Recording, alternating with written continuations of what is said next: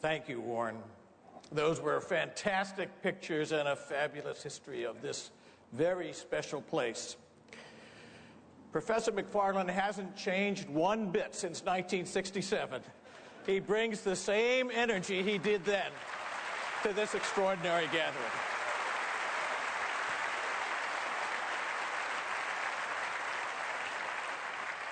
We are so lucky to have Warren, who, if you count the years he's been at Harvard, spans more than half of our 100 years. He has been a fantastic leader of this school, and that continues, as you can see, to this day.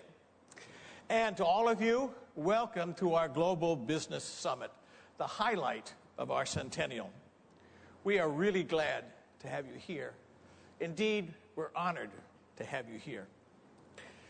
You know, it's not every day that one has a 100th birthday. And with Warren and others, we have been thinking about what to do for this centennial. First, we decided to have a very long birthday. It started about 15 months ago with its first events. And as many of you know, we have had events both here on campus and around the world that are part of that centennial, all of which are feeding in to the culmination of that birthday, which is these 3 days here in Cambridge. As we have before, our plan during the centennial is to celebrate a little, but not a lot. We really want to spend most of our time reflecting on who we are, reflecting on where we came from, reflecting on how the world is changing, how the needs and character of business must change, and how we as the Harvard Business School can do a better job preparing leaders for that world of business. The world is changing very fast, uncomfortably fast in some weeks like the last several. It is for sure an increasingly global world, not just financial markets, although them for sure, but also supply chains and organizations and leaders. It continues to become one of the greatest challenges going forward for the future leaders of tomorrow. It's also a world of business that's driven much more by science and technology than ever before.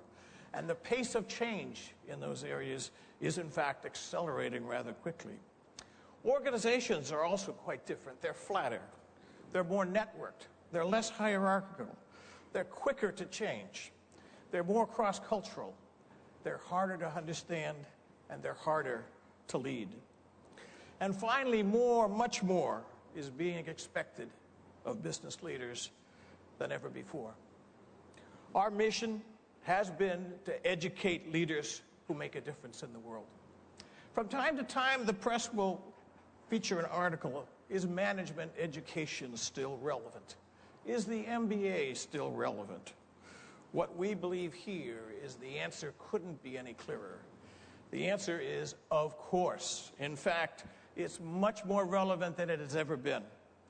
The need for leadership in the world today is at least as great as it's ever been.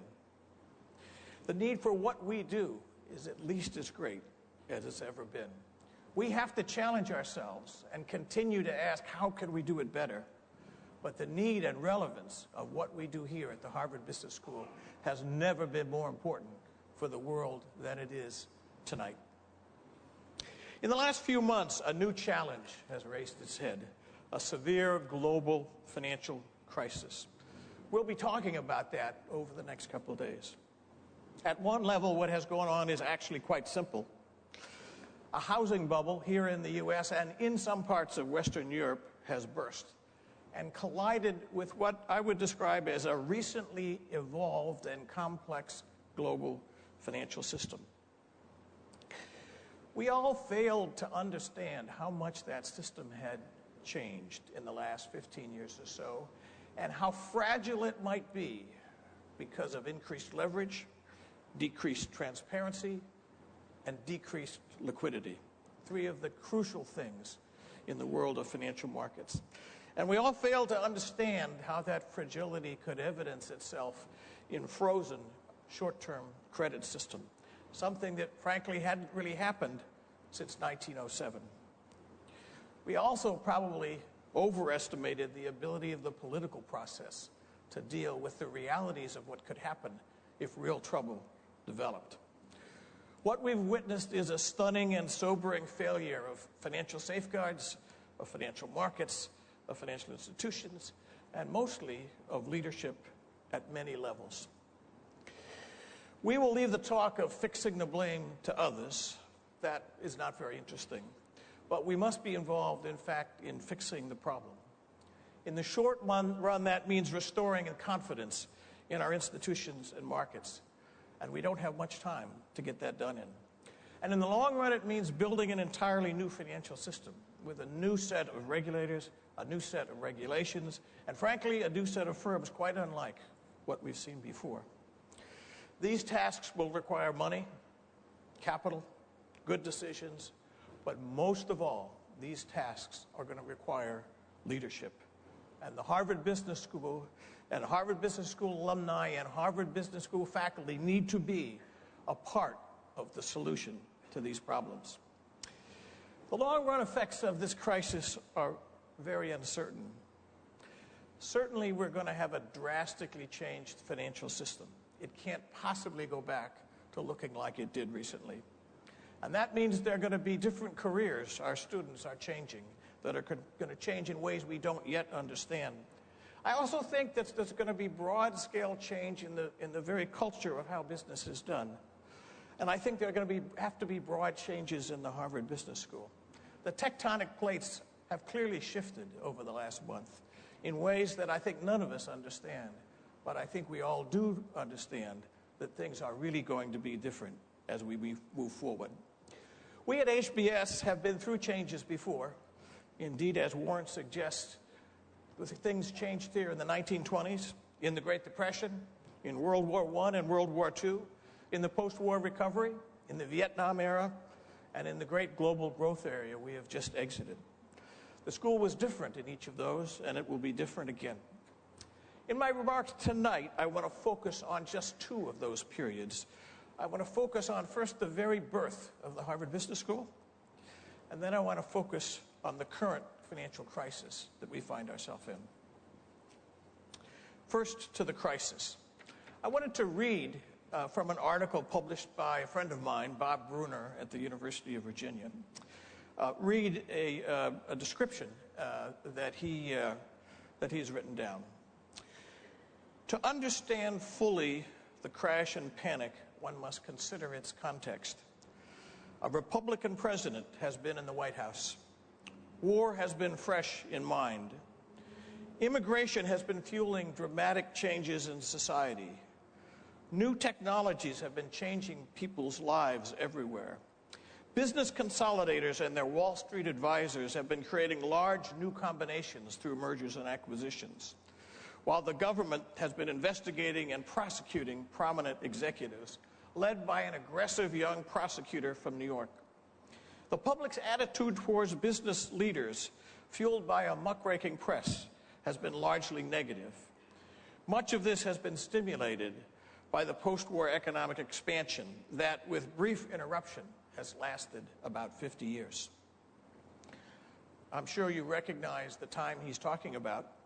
It's 1907. The parallels are eerie.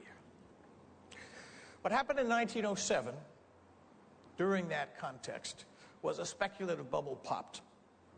And the third largest financial trust in Wall Street, the Knickerbocker Trust, failed.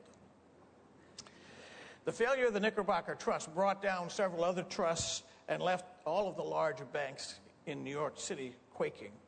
Interbank lending stopped, banks failed, and rather hastily bank mergers were thrown together. The short-term credit market froze, and the stock market went down 50%. As with everything in those days, it happened much more slowly than it happens these days. But in fact, the pattern was clear. It was at that point that J.P. Morgan and George Baker, that's right, our George Baker, stepped in. And along with the Secretary of the Treasury and with Jacob Rothschild, they said it stops here. Committed their personal fortunes and their vision and a little bit of skill at pasting together some hastily arranged combinations to, in fact, restore confidence in the system. The episode was a perfect metaphor for today, much more so than any other time I know, with one exception. Where are George Baker and J.P. Morgan when we need them, and who will play that role? A rather severe economic recession set in. Actually, it was very severe, and 1908 was an interesting year. In 1908, in Washington, something happened, and in Boston, something happened. In Washington, something called the Peugeot Commission was set up. It basically got involved in what I would call the blame game of 1908. And in 5.5 years later, it produced the Federal Reserve Act of 1913. 5.5 years to decide upon a remedy. In Boston, in the spring of 1908, Harvard decided to found the Harvard Business School. Why then? Well, there had been discussions, as Warren described, about building a kind of professional school. But if you go back and look at the record, what was clear is that the perspective of many people then was what we had witnessed was a failure of leadership in companies, in financial institutions, in governments, and we needed a school that would prepare people to lead large, complex organizations. And so we find ourselves here again in that same place 100 years later. Now to the future of the school. First, I think, and most importantly, to talk about the current financial crisis. I think one should think of what's going on now and possible solutions in three ways, or three stages. Think of a victim of a serious automobile collision and they're brought into the emergency room. And think about what are the stages of treatment that one goes through. In the short run, you've got to stabilize the patient. If they're bleeding, you've got to get a tourniquet on. If the heart has stopped, you need to get the heart started again. You have to do whatever it takes to get that patient stabilized before all else. Secondly, you got to solve the problem. That may require surgery, that may require medicine, that may require interventions of various kinds. After the patient is stabilized, you can set about that process. And finally, down the road, one has to worry about the long-run rehabilitation and recovery. You should think about the financial crisis in that same way. Much of the confusion, I think, in the press and frankly in Washington is caused by people talking about different parts of the problem at different times. There are three jobs that need to be done, and the first one must be done relatively quickly. Lots of the discussion is more about the second one and some about the third, and there'll be plenty of opportunities for leadership on those phases too. But the first job is to restore confidence and stabilize the patient. The alumni of this school and the faculty of this school have and should have an active voice in those discussions. And beyond that, the faculty of this school should be training our current Harvard Business School students who will take over the long-run job for us. For to be sure, the financial functions will continue, but they're going to continue in different institutional forms. They're going to continue regulated by a different set of rules, and they're going to be regulated in a much more global format than has ever been true before. Our students here with us today will hopefully play very important roles over the 5 or 10 years that it will take to get that done. Even if it were not for the current financial crisis, the global challenge facing business is an extremely important challenge. The world of business is changing more rapidly than ever before. It's almost a seismic shift towards a much more global set of supply chains, organizations, financial markets. And the Harvard Business School, even though from the very beginning it strove to be a more global institution, now more than ever needs to continue that process. Not by having whole campuses overseas, as some schools have done. We actually don't think that's what's most important. What is most important is what goes on in the classroom, the ideas that are discussed in the classroom. And the other thing that's the most important is the networks across the world with people, with leaders, with CEOs, with governments that lead to understanding what the world is thinking. So we can bring that world's thinking here into the classrooms at Soldiers Field. We need to have a more global faculty. We need to have more global students. We need to have more global cases and a more global curriculum. We need to have more research centers. We now have 6 of them around the world and have established a 7th quite recently in Shanghai. All of them are what build the networks and what drive the intellectual framework, the ideas, the content of the world's thinking, and bring it back here for our students and our faculty to deal with in our classrooms. But the leadership challenges of business are changing in other ways too. More and more science and technology are critical drivers of strategy and of success, and their pace of change accelerates. Knowledge-based firms will certainly be the successful firms of the future, particularly in this country and in the developed countries of the world. Healthcare and healthcare delivery is a terribly important example, soon to be 20% of our GNP. By the way, it is the 3rd most popular career choice of our students, even now. The life sciences are incredibly important and will dramatically change the character of the world in the foreseeable future. And science-based businesses more broadly will in fact be very important parts and more important parts of the economic landscape. We have to understand what's different about these businesses, and we have to train our students to be leaders of these businesses. We have to understand what's different about strategy when you manage businesses like this. We have to understand what's different about managing their assets, largely intellectual property, as opposed to bricks and mortar. We have to understand what's different about managing their people. We have to understand what's different about leading them. And we have to make that an integral part of what we teach here at the Harvard Business School. Beyond that, we have to worry about leadership in realms well beyond business.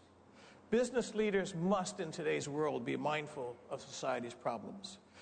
Business leaders must be part of the solution to those problems. And business schools have to train people for careers. Careers in business, careers in nonprofits, careers in their communities where they serve, in part, as people with solutions to those problems. Look at how our alumni spend their time now. Look at what they care about. Look at what they do with their lives. We have to continue to prepare our students for leading rich lives beyond the businesses they lead. Times change, challenges change, and yet they don't. The strategy of Harvard Business School changes, but the objectives remain the same. The enduring strengths of this school have survived through decades. They are the outstanding students we bring here each and every year. They are the outstanding faculty committed to teaching, committed to a research program that's relevant to practice. It is the engaged classrooms where a truly transformational education takes place, an education that changed my life and I believe changed all of yours too. But the ultimate test of this school and the ultimate asset of the school are its alumni. What they do in their careers is what really counts. The positions of leadership that they attain, leadership with a large L and leadership with a small l. Leadership in large corporations, leadership in small entrepreneurial ventures, leadership in their communities, and finally, and maybe most importantly, the way they choose to live their lives. We are proud of our alumni. You are the proof of the proposition that we educate leaders who make a difference. We are thrilled to have you all here with us for the next 2 days. We're thrilled to work together to contemplate what the future will be like, and we're thrilled to discuss with you the role that this very special school can and should play in that future. It is a very special place. That is why all of us are here. And thank you for coming to this, a very special event for that special school. We are thrilled to have you here. Good night.